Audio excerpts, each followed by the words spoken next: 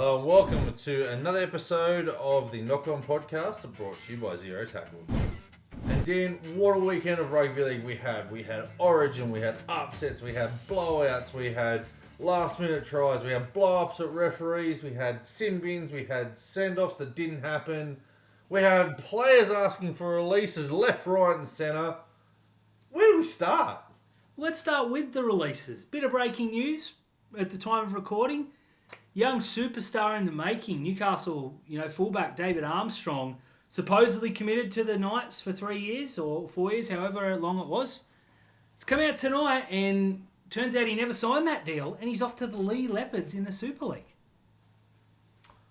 I think it's a great move for him. We saw young Fletcher Sharp debut on the weekend. He looked really good, young Fletcher Sharp. He's been in all the young, junior state teams and there's been big raps on him for a while. I think the only reason why they didn't debut him ahead of Armstrong was age and just wanted a little bit more confidence of him playing in the New South Wales Cup.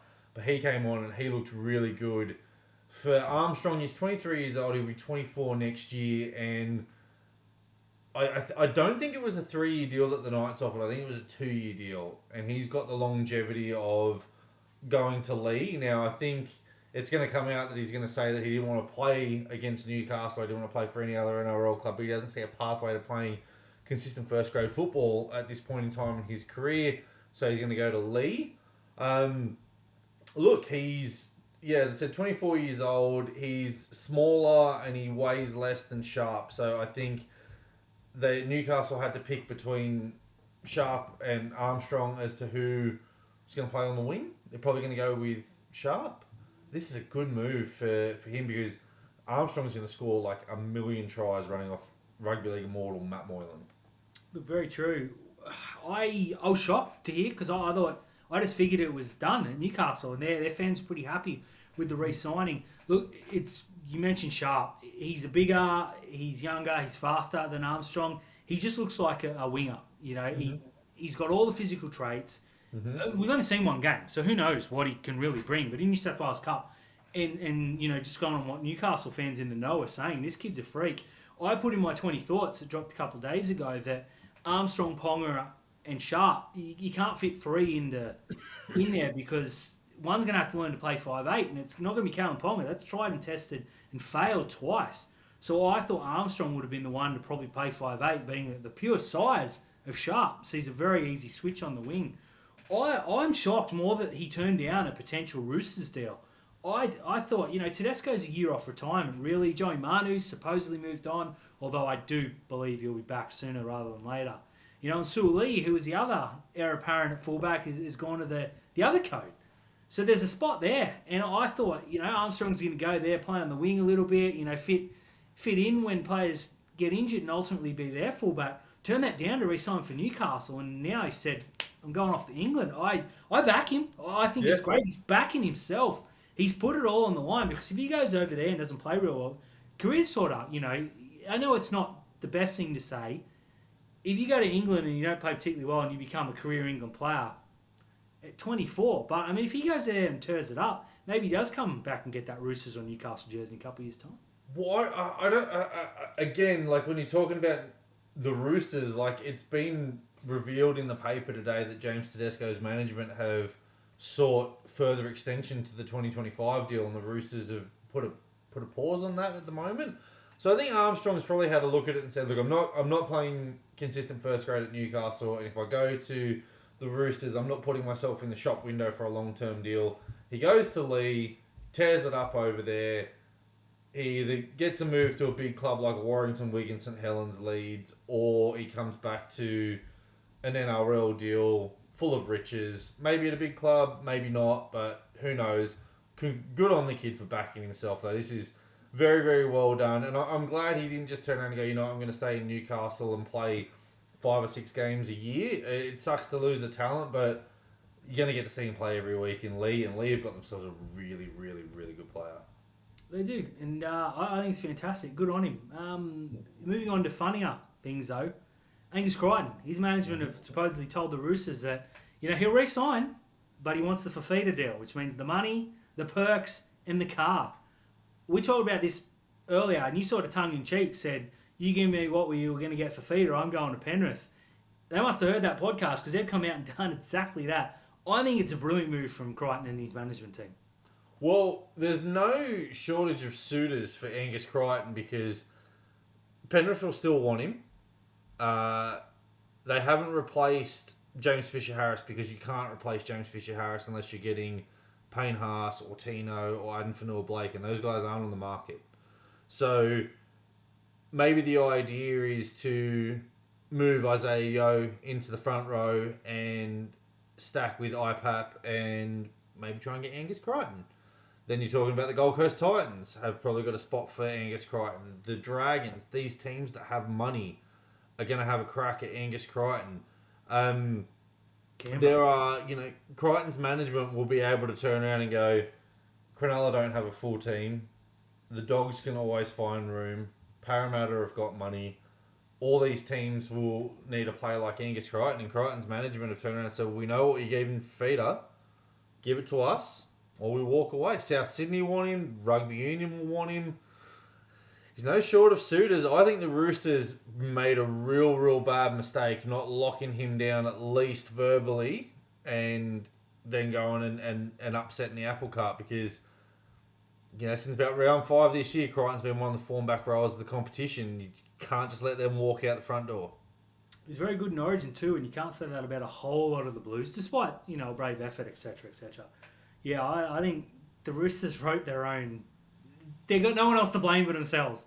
They've gone out and they've recruited a superstar left back rower on ridiculous money. They can't turn around now and say to Angus Crichton, actually, that's not available, because it was available and they still wanted to sign and keep Angus Crichton. So it's excellent from his management team, and I think he's worth every cent of it. I think he's probably number two for FIfita in terms of that left back row. He's probably a little bit more consistent than FIfita, with the greatest respects to the big man. I still think FIfita's a genuine game breaker, but you can't convince me that Angus Crichton's not. I would say this year that they're 2 and 3 because Viliama Kikau has been the best left edge back row in the competition that hasn't been particularly close. There you go. But that's a big... You're fighting semantics there because if you end up with any of those players, you're on a good one. Absolutely. I think Canberra are right now just licking their lips because they've been in for every back row in the competition. And a few of them signed. I know they were very, very keen on David FIfita. So they've got the money. They're probably going to go, we have cars in Canberra too. Yep. Come down here and have a look. I think and we print the money. We print the money that you're going to get paid. You don't have to go far. You drop it to you. I think Crichton has been a huge winner in this, and early on he was the big loser in this because he lost his spot in his big contract. He can add whatever he wants and say, if you don't do it, I'm going to go somewhere that will. And the Roosters, for the sake of the NRL, need to keep him away from Penrith, because if they add him and Papali'i, so help me God. But this is one to watch. I think you'll stay with the Roosters. I think they'll give him what he deserves and what he's earned. But like you said, there's no shortage of suitors. This is another one yet to watch.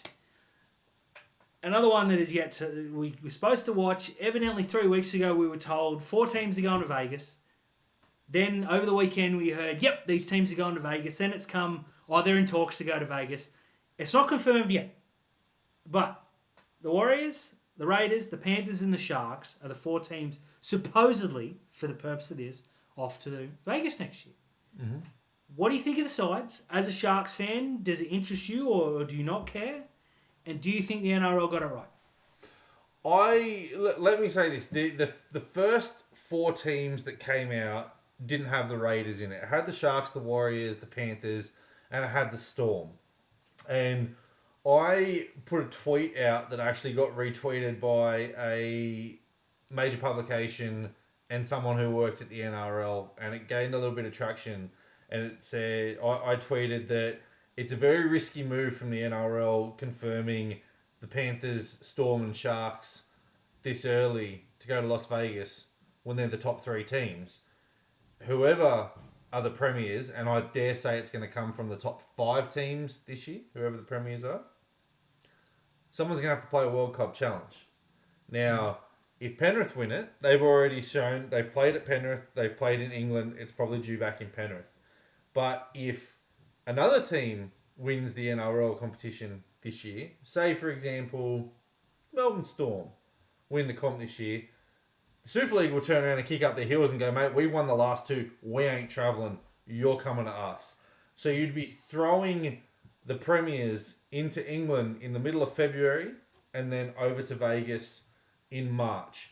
I think it's a very, very risky move to name the teams now. I think it would be a good idea for the NRL to quietly have conversations with 5 or 6 teams to gauge their interest and then wait for the draw to drop in November until you know who your premiers are and if they're going to commit to playing in England and then Las Vegas. That's a lot of travel. That's a lot of miles on the legs for the players.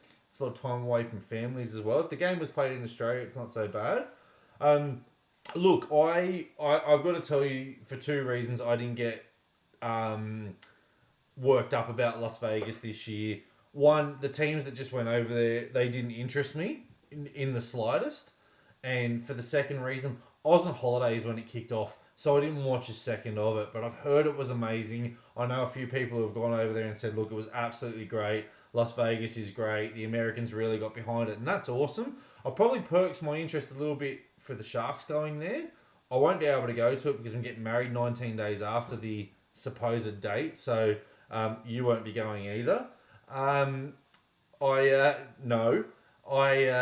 Yeah, if this was 26 or 27, maybe I'd be a little bit more, but I mean, I'm open for the NRL trying everything, and I'd rather this than, a Papua New Guinea team. So, yeah, look, I'm stoked, but I don't know if you can just make that commitment at the moment, knowing that half these teams could potentially win the premiership and may have to go to England. Yeah, I hadn't even thought of it that way. Last year was a big success. I know the crowd numbers are, there was a 30 or was it 40,000. Who cares? That's great. And the promotion was great. And it actually made a believer out of me because I didn't think it'd work. If it's 10 years ago and the Sharks are playing in Vegas, I'm going. I'm just too old now. It's too much investment. I got kids, passports, blah, blah, blah, blah, blah. 10 years ago, though, I would have been the first person to book tickets. I would have booked them already on the maybe. And if not, well, I'm going to Vegas. Who cares? So I don't particularly care. You play a week earlier and you lose a trial game, whatever. It means very little to me. It's just round one. I get the excitement. I get why teams want to go because it's like such a big commercial opportunity, as we saw by the 4. Now, I'm going to say something a little bit controversial here, but whatever. The 4 teams that they sent were 3 of the 4 biggest teams in the NRL plus Manly, right? The Warriors got a huge fan base in New Zealand.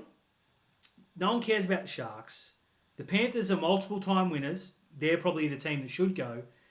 And no one cares about the Raiders. It feels like every team's going to get their go to Vegas. They're going to cycle them. Someone's going to miss out as a 17th team and go on the 5th year, which is going to annoy. But whatever. They can do something with Magic Round or something. I don't know.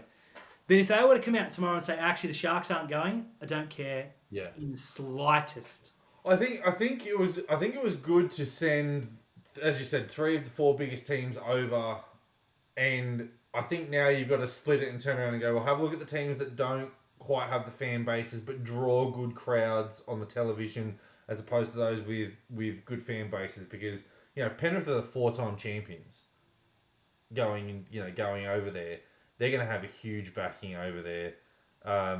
The Raiders will have a pretty, will their fans go? The Wars, the Sharks. Yeah, look, not a bad crop of players. I will say this though, like my thoughts on Cronulla going are here nor there. Like if they turn around and said we're only sending 16 teams and you guys aren't going ever because you only get 12,000 people to your home ground, so be it. Like advantage to Cronulla in round 1 and round 2 probably. But the biggest thing for me, and just I would actually feel sorry for Penrith if they had to go to England and then go to Las Vegas. Well, maybe Cronulla can have a word about that. But look, I agree. I think it'll be fun, whoever goes. But for me, I'm too old. Now let's talk to everyone's favourite whipping boys, the West Tigers. We've been very positive on them, but they're last. Their young star player wants out, and there's already talks that Benji's not the go. I said in the pre-season and in round 2 that I thought the West Tigers were further on in their rebuild than the Bulldogs. I just want to use this platform to apologise. I got that very, very wrong. That was a horrible, horrible call, and I apologise unreservedly. The Tigers have signed a superstar next year in Jerome Luai, and I think Benji Marshall cannot be sacked for 3 years. Otherwise, you just start again, and you start again, and you start again, and you've gone nowhere. At least they can say, well, we've got some minutes into legs. Do you see anything redeeming or positive about the Tigers, Terry? Now, it's very difficult to say, but I need something positive for those long struggling Tigers fans. Look, I engaged in conversation with Tigers fans a couple of years ago when Cameron Ciraldo was being toured around the Tigers Centre of Excellence and everything else, and they were saying, oh, Ciraldo has to pick the Tigers, and I straight up said, and you can find, I found my Twitter account, I found my tweets about Ciraldo saying that if I'm him, I'm dodging the Tigers, I'm dodging the Tigers, right? And they're like, why would you dodge the Tigers? We've got the Centre of Excellence, we've got this, we've got multiple stadiums, we've got these players, our juniors, blah, blah, blah, blah, blah. And I said, mate, trust me when I say this, that you guys are further away than you think you are. And I actually had Tigers fans convince me that they were further ahead. And then I realised your Centre of Excellence is a gym with an office. Okay? It's on a field in Concord where they play rugby union. It's not at Campbelltown and it's not at Leichhardt. So it means nothing. These junior teams that won the SG Ball or Harold Matts or whatever it was and were pretty good in flag and were okay in the New South Wales Cup a couple of years ago, they've gone back down and you haven't seen that turnover of players come through. And the two players that you're most excited about this year that have come through in the Fainu brothers, they came from Manly. Mm. Now, I know Lockie Galvin's one of those players that is coming through, but he's also a Parramatta junior. I don't see it. Now, Jerome Luai is going to turn the needle a little bit for him, and Sania Taruva is pretty handy as well. But as quickly as they're getting players in, the star players that they signed, like Isaiah Papali'i, he wants to go. Stefano Uko-Itamanu has said that if he doesn't get picked for Origin 2 and 3, he's going to test the market, which likely means he's going to go. I can't see David Clemmer, who is probably the dumbest person when it comes to contracts in his career. I can't see him staying and extending at the Tigers. And I think, you're probably looking at someone like Fanua Pole, who's looked at his mate Sean Bloor and gone, that could have been me going to Melbourne as well, because they wanted me and I knocked it back. I don't know. Like the early excitement they had from Justin Olam and from Aiden Caesar and that early energy they got at the beginning of the year, it's gone. Olam looks terrible. I don't know. Caesar is suspended, but he was crap before he got suspended. You got to ride the coattails of Appy because he's probably only got 2 or 3 years left in him. I mean, are you honestly turning around and saying it's going to be 15 years since the Tigers played finals football? I wouldn't bat an eyelid. I think you're right. I was very positive, and I actually wrote a really positive article a couple of weeks ago. I like what Benji's doing. He's putting the club and culture first. Papa Leigh said he wanted it out, and he flicked him. And I rate it. Now, if it had been a Nico Hines or a Mitch Moses who said they wanted out, obviously you put your foot down. But a back row, you walk and you sign someone that wants to be there.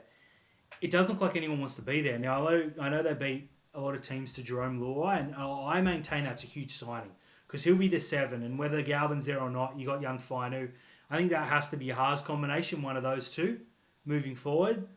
Outside of that, going back to what you said about these young teams, yeah, okay, they won a comp, and they did it pretty easy, and they did it very exciting. But how many of these players translate? How many flag teams, that New Zealand flag team, whipped anyone who came near him for 2 or 3 years?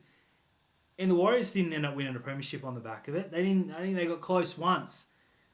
So it's not a one size fits all sort of. You got young kids. Most of them leave. Some don't kick on. There's injuries. So it's a really risky. I think the only way the Tigers can get out of this is that they stick with Benji.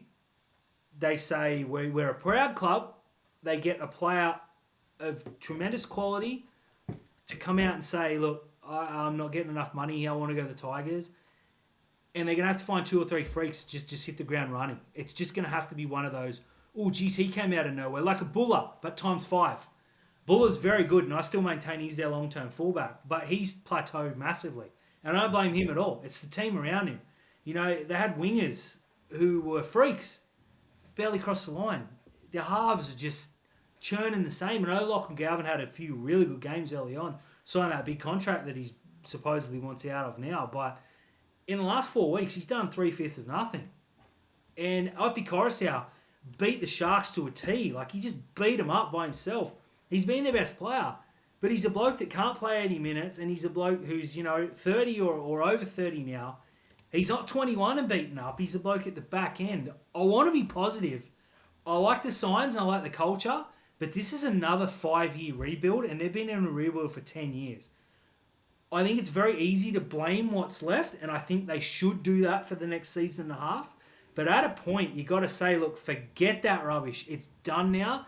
This is what we're going to do. Benji's going to be here for 3 years. Yes, he's going to spend time with his family, which you and I both don't have a problem with. They've got to come out and back him. They've got to say that the club, you've got these fine new kids, they're the future.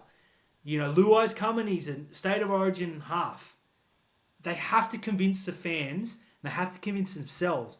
But right now, if you tell me the Tigers are playing in the top 8 this year, it's in flag because their Wests are coming dead last. This team are going to finish last again. And I don't even know where their flag team are, but I guarantee you they're not leading either because I know the top 4. I'm pretty sure they're 10th. So it's not been the positive signs I would expect. I still think they're on the right track, but it's a long, long track. Yeah, the Magpies are last in New South Wales Cup. And their flag team's actually not too bad. Their flag team's 4th. No, there you go. But how many players, like... Cronulla won the flag in 2018, I want to say. 2018 they won the flag. 2017 Manly won the last Toyota Cup. 2018 Cronulla won flag. You go back to that Jersey flag team there aren't too many players that progress. You could go and have a look at any Jersey flag team and the players don't progress through like you think they're going to do. Just that 17 aren't going to be the 17 that will play in the NRL in 3 years' time after that. I don't know what it is with the Tigers. Like, they've made the signings. I don't want to sit here and like bag them because I've done that to a T for about 6 years and it's just not fun anymore. But they had Michael Maguire. They sacked him. They let a guy interview himself and turn around and decide that he was the best candidate for the job, and then give the hardest job in rugby league. The West Tigers coaching job is the hardest job in rugby league, and they gave it to a guy with 0 experience who was meant to be coached and mentored by Tim Sheens, and Tim Sheens sacked himself. There we go. We tried to do a Tiger segment, and it's just not to be. We'll try this again in 6 weeks. Please, Tigers, give us something to be positive about. But moving on to a positive, Terry, and that's the recent form of South Sydney. Mm-hmm. They look very good, and I don't think it's any coincidence that it's Cody Walker, it's Latrell Mitchell, and it's Damien Cook that are leading the charge. There's one player you just missed. Well, I'm going to throw that to you in a minute, but Colin Matangi's been freakishly good the last 2 weeks. Jack Whiten, it's their stars. Have they left it too late for a genuine finals crack? I haven't had a look at South Sydney's draw, but I will say this, that you and I on Rugby League Outlaws, make sure you go and check it out. We were talking about the South and Titans game. You picked the Titans pretty confidently on that show, and I was certain that South Sydney are going to turn the corner. They've nailed Wayne Bennett. They're probably going to announce the signings of Ewan Aitken, and I dare say they'll get Royce Hunt for next year as well. Things will turn around for them. They're too big a club to not have it turn around. In terms of a finals run, no, there are a lot of bad teams in the NRL this year. Like, there are a lot of bad teams in the NRL this year. I think there's 5 standouts. There's probably 3 teams that you wouldn't be surprised if they pushed themselves into the top 6. And then there's just bad teams in there. So if South Sydney get a comfortable run of playing the Titans, the Tigers, the Dragons, if they get the Eels on a bad day, if they get a run of that, I think they might. I think their run of hard games has already been so. In terms of like making a dent in the finals and getting to like a top 6, I think that might be out of the reach for them. But I definitely think they could get 7th or 8th with just the way the competition's going this year. I would rather be South right now than a whole heap of teams with a lot more wins. They've got so many players coming back, and all their stars are playing so well. Which is why I confidently predicted they'll finish in the 8th in the preseason. No one saw this coming. Like their injury curse is real bad, and their aging players looked old. Let's be honest. Jack Whiten looked like a waste at centre. I don't think it's any coincidence they looked good the second he went to 5'8". We've been calling for that since game 2 of the season. We're halfway through the season. There's 6 points out of the top 8. I wouldn't be writing them off and saying that you're not going to make the top 8 now. Look, if they didn't make the top 8, I think you turn around and go, okay, you can blame that on the early, dropping some games that they probably shouldn't have. But let's have a look at the next 5 games. They've got Brisbane at home, Manly at home. They've got a bye, which I believe is their last bye. So that goes against them. Parramatta away, the Dolphins away. I wouldn't be shocked if they won 4 of those games. I wouldn't be shocked if they took them all. I think they'll drop 1, but there's a lot of talent there. Campbell Graham comes back. Cam Murray's been named this week. They've put Cody Walker at halfback. They've put Jack Whiten at 5'8". Latrell Mitchell's got a bee in his bonnet. Colin Matangi didn't get picked for Origin. Like, there's too much there to be left out. I think they might make the 8, but I don't think they'll do enough damage to take a deep run into the finals. Yeah, completely fair. I think they've left it too late to make a genuine shot at it, but I wouldn't be shocked if next year is the year. Look, moving on to something that happened last week, I just wanted to touch on and get your thoughts. Kevin Walters came out and was pretty aggressive in saying the NRL doesn't do enough to protect Reece Walsh. Seems to be when a player is injured, his club coach, comes out and says so-and-so has been targeted, etc., etc. Now, just before I throw it to you, I have no doubt that New South Wales targeted him in Origin. I don't believe for a second that Leigh did what he did on purpose. I think he wanted to clatter him and let him know he was there, that every time he went right or there left, he was going to get whacked. But I think it was just missed time. So I don't think that. They sent Leigh off and they banned him for 4 weeks. I'm not sure what else they really could have done to deter this happening again. You took everything I was going to say and nailed it there, right? So Leigh was picked for his defence because he is a tremendous defender, as well as his attack and his aerial ability and his backup goal kicking and his ability to set up his winger. His defence is absolutely phenomenal, and he puts on big shots and he reads it very well and he's fast enough to recover. That tackle that he went to make, there was one intention from Leigh, and that was to hit Reece Walsh late. Because he didn't get there in time, right? He didn't get there in time. But the tackle went wrong. He was making that tackle to let, as you said, to let Reece Walsh know, if you come down here again, I'm going to keep whacking you. I don't care if I give away 2 or 3 penalties for whacking you. But you're going to know that I'm here. It's just unfortunate. 1, Walsh slipped, and 2, Leigh didn't have enough time to reset his body. But the onus isn't on Walsh there. The onus is on Leigh. In regards to Walters and Slater's comments, like, Slater during the game was really angry, and I get it, right? He's just watched the best player on the park get knocked out, right? And I get that, and at the same time, Kevin Walters would be at home watching his best player get knocked out. At the end of the game, Billy Slater kept his comments close, but you see he wanted to blow up, but at the same time, I think he wanted to blow up, but he also knew that Leigh had been sent off. So it's not as if Reece Walsh had been knocked out illegally and Leigh played the rest of the game because, well, it's Origin. In regards to Kevin Walters saying they don't do enough to protect the playmakers, as you said, Leigh was sent off and was banned for 4 weeks. And he was charged correctly, which is not often something that we can say from the match review committee, but they charged Leigh correctly. Careless, grade 3, 5 weeks if you contest and lose, and you would lose, or take the 4 weeks. So I know it sucks. I know it sucks for Kevy because he's got an injury crisis to his most important players in Adam Reynolds and Walsh with a head knock. But in terms of protecting them, unless they turn around and say, hey, you can pick 3 players that can only be tagged and the other 10 can be tackled, what more did you want? What more did you... Like, you can't give him 8 weeks. You can't give him 8 weeks. That 4 weeks was... And I even said it on Twitter. He's going to cop anywhere between 4 and 6 weeks. 6 weeks if he's stupid enough to fight it. 4 weeks if he's man enough to turn around and go, I got that tackle wrong. And he did. He came out and he apologised. He reached out to Reece Walsh. He made a vlog and said that he was really sorry about it, blah, blah, blah, blah, blah, and he was embarrassed to take his match payment, but I hope he donates to charity, by the way. But other than that, like, I don't know what else they can do. Exactly right. I think Walters is just venting his frustration. Yeah. There's nothing more the NRL can do. They can't pad one player. You know the same thing. Like, if the same thing happened to Nicho Hines, right? I would want Michael Maguire throwing stones.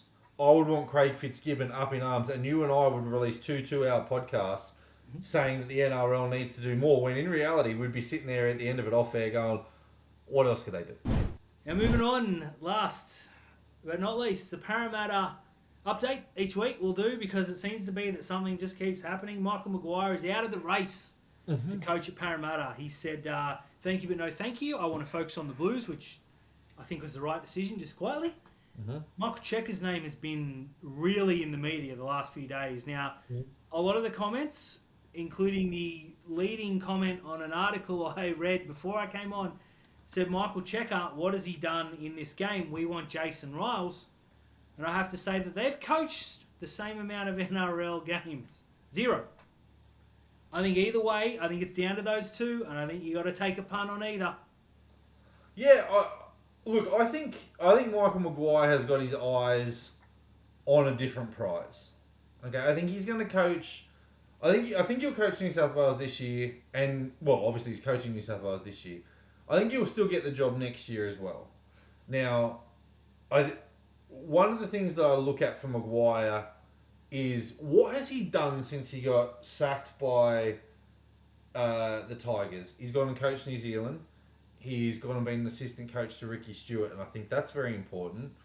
And he's also done a lot of positive PR and got himself into these positions to take good jobs, right? Michael Maguire is from Canberra. Ricky Stewart is their long-term coach there, but has said that this contract that he has just signed will be his last one. It wouldn't surprise me if Michael Maguire takes these jobs, these odd jobs around here, and goes back and assists Ricky when he needs it for the long-term prize. I'm glad he ruled himself out of Parramatta, because that he would just be on a hiding to nothing there. And I think that there might be a job or two that might come up in between that he might look at. But all in all, I've thought for a while now that he will look for that Canberra job when Ricky's finished, because he's young enough to do it. He's young enough to wait. In terms of the next Parramatta coach, for anyone turning around and saying, what's Michael Cheika done? I want Jason Ryles.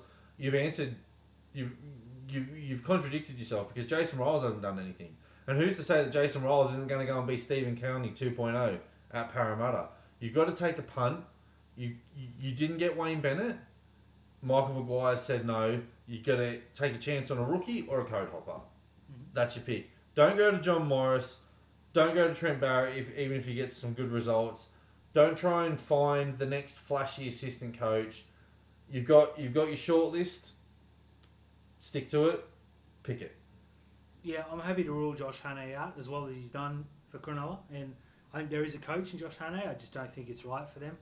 I think the more it goes on, the more Michael Cheika is becoming the favourite, because this is a high-pressure job. And I know Jason Ryles has been talked about incredibly highly, and by all reports, the Dragons were going to give him the keys to the kingdom, and he said no, and they went out and got Flanagan, which has turned out to be a good thing. Who knows? Maybe Ryles would have them 2 wins better. Maybe they'd be rabble. Who knows? But it's a real punt.